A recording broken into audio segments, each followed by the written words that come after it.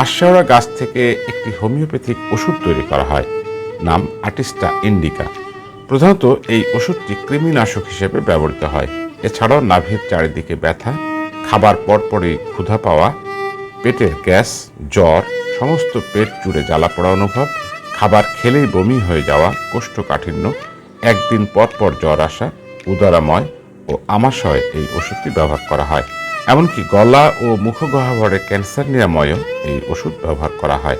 প্রাকৃতিক গুণে ভরপুর এবং বহু ওষুধি গুণ সম্পন্ন এই বুনো গাছ এখন আর আগের মতো দেখা যায় না। মানুষ এগুলোকে আগাছা মনে করে।